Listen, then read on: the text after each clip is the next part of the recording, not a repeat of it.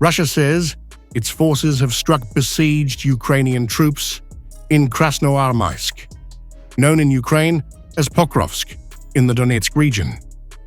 The Russian Ministry of Defense said its forces continued to strike Ukrainian positions around the railway station and nearby industrial zones, and repelled 9 enemy attacks in the northern and northwestern directions.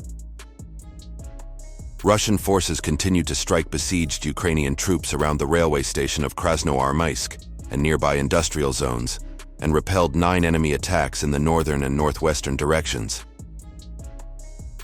The ministry added that Russian troops have expanded control over Dmitrov, which borders Krasnoarmysk. Footage released by the Defense Ministry shows multiple targets being hit and heavy weaponry firing on the front.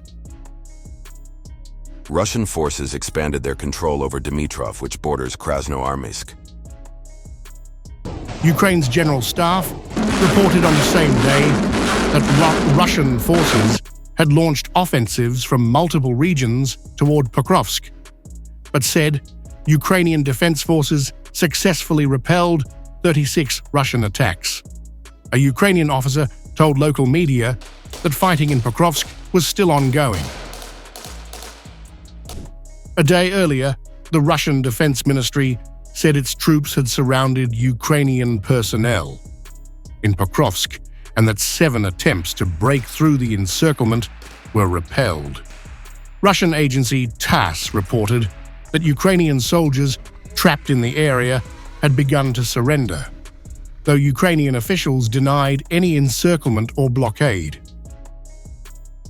Despite the severe situation, the Pokrovsk-Mironivka urban cluster has not been surrounded or blockaded by Russian forces. Ukrainian troops would continue to hold their positions and carry out comprehensive operations.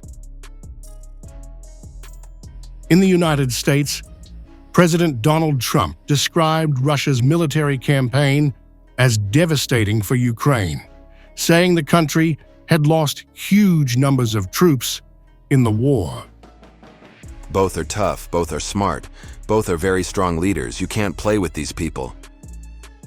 Trump also commented on global power dynamics, praising Russian President Vladimir Putin and Chinese President Xi Jinping as exceptionally tough and intelligent leaders. As Washington signals a return to nuclear brinkmanship, Moscow projects strength both on the battlefield and in deterrence.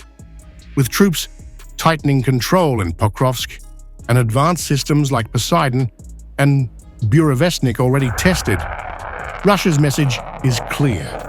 It acts from power, not panic. Even America's own president now calls Putin a strong leader you can't play with. They're fighting it out. It's been a tough war for Putin. He's lost a lot of soldiers, maybe 1 million. That's a lot of soldiers.